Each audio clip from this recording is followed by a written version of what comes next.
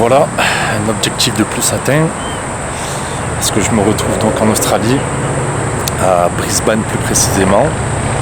Que dire, franchement incroyable, vraiment pour le moment. Donc là je suis le vendredi 10 février, je suis arrivé hier, donc le 9 février, aux alentours de 6h45 du matin. Le trajet, franchement le vol là, c'est vraiment long. Déjà Paris-Séoul 12 heures, ensuite escale de 3 heures et rajouter 8 heures. Alors voilà, au final j'étais vraiment complètement mort le matin, sachant qu'il me restait donc toute une journée pour essayer de tenir pour pas me coucher, on va dire, dans l'après-midi ou en début d'après-midi, parce que sinon j'allais être complètement décalé. Donc au final j'ai réussi à tenir jusqu'à 17h30, 18h. J'ai dormi jusqu'à ce matin, j'ai dormi jusqu'à quelle heure à peu près, ouais, 11h moins le quart, quelque chose comme ça. Donc vraiment un sommeil, il me fallait ce sommeil là. Mais voilà, content d'y être. Quelques péripéties se sont passées. Une particulièrement, c'est qu'en descendant de l'avion, il y avait une femme qui m'attendait avec une pancarte avec inscrit mon nom et mon prénom. Je me suis dit, oh, ça y est, on vient me chercher ou quoi, il y a quelque chose qui se passe. Et au final, elle commence à me parler. Alors en plus, mon niveau d'anglais est catastrophique. Et là, je commence à comprendre qu'elle me dit bague, Paris. Je fais, oh là là, ça y est. Voilà, donc mon sac de vêtements, il est à Paris, quoi. Alors normalement, de ce qu'elle m'a dit, il fallait que je fasse en plus une réclamation à l'accueil en essayant de leur faire comprendre qu'il fallait qu'ils me l'envoient là où je crèche actuellement, là où je dors, donc dans une auberge de jeunesse. Donc très difficile déjà de eux les comprendre et ensuite de leur faire comprendre que c'est un peu la galère pour pouvoir leur dire où je dors. Et au final, voilà, les gens comprennent vraiment la difficulté de me voir essayer de parler en anglais. Donc ils me réexpliquent les choses, vraiment sur ça, ils sont super bienveillants, ils sont souriants, sur tous ces points, non, franchement, il n'y a rien à dire. Donc j'ai pu parler et faire comprendre ce que je voulais, donc ma démarche. Et donc normalement le sac, voilà, je devrais le recevoir entre samedi et dimanche. Donc j'espère le recevoir le plus rapidement possible, parce que là, de ne pas avoir d'habits, c'est assez chiant, je ne vais pas le cacher.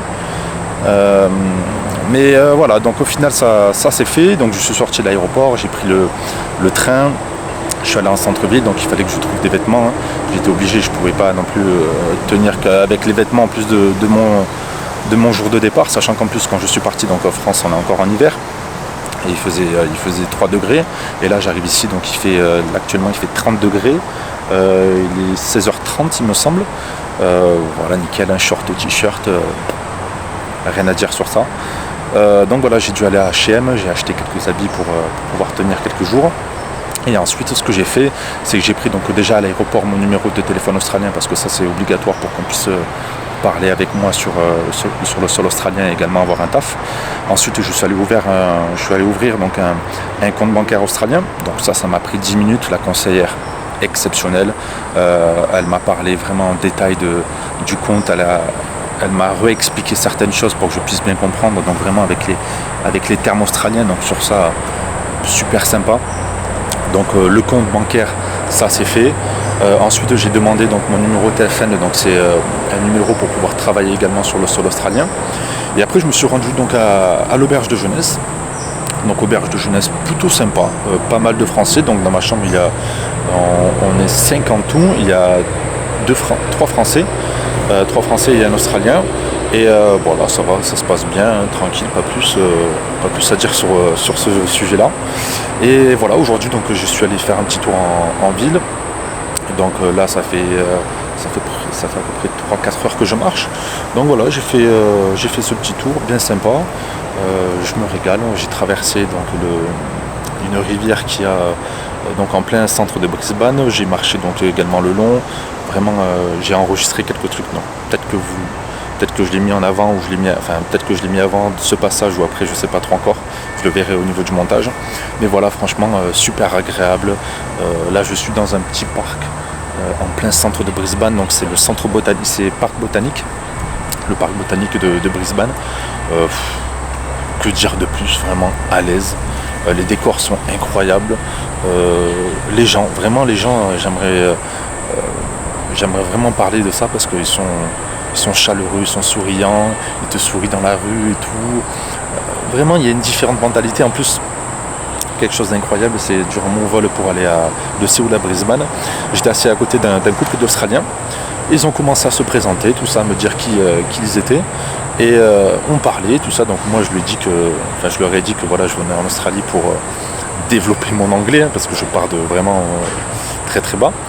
Et ils ont commencé à me donner donc quelques petites des mots en anglais, des petits termes et tout qu'il fallait dire, parce que, enfin, anglais plutôt de l'australien, parce que vraiment c'est différent entre l'américain et l'anglais de base.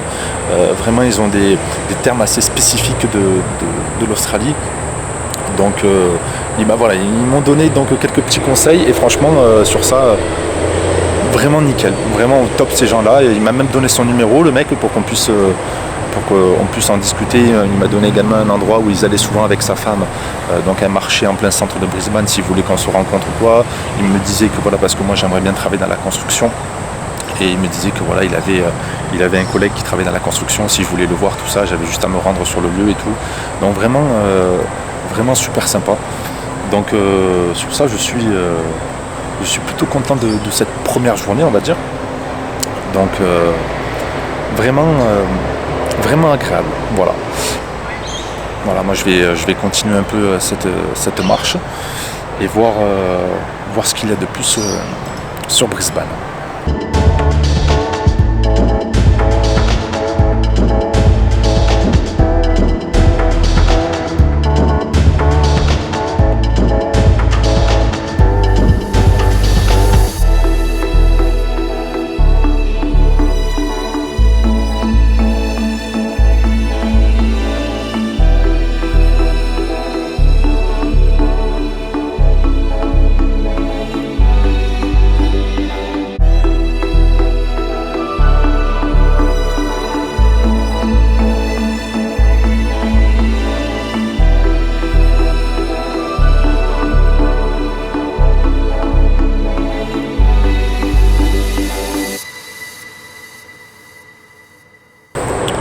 Vraiment, si je peux vous donner un petit message en cette fin de vidéo, c'est que faites vraiment les choses qui vous tiennent à cœur.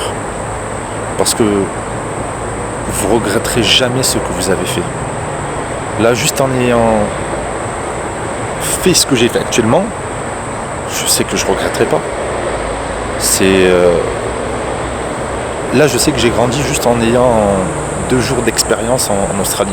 Et même si ça se finit dans 4 jours, c'est pas bien grave. Parce que j'aurais fait plus que si j'avais rien fait. Tout simplement. Alors vraiment, si vous avez des passions, si vous avez envie de faire quelque chose, pas au point de vouloir partir à l'étranger ou autre chose, quelque chose de gros, faites-le, vraiment faites-le, parce que c'est juste en sortant de cette petite zone de confort, vous allez réellement grandir et réellement vous allez vous sentir bien. Ça fait un peu peur, mais vraiment ça vaut le coup. Alors faites-le. Notre peur la plus profonde n'est pas d'être inapte. Notre peur la plus profonde est d'avoir un pouvoir extrêmement puissant. C'est notre propre lumière et non notre noirceur qui nous effraie le plus. Nous déprécier ne servira jamais le monde, et ce n'est pas une attitude éclairée de se faire plus petit qu'on est, en espérant rassurer les gens qui nous entourent. Nous sommes tous conçus pour briller comme les enfants. Cette gloire n'est pas dans quelques-uns, elle est en nous. Et si nous laissons notre lumière briller, nous donnons inconsciemment aux autres la permission que leur lumière brille. Si nous sommes libérés de notre propre peur, notre présence suffit alors à libérer les autres.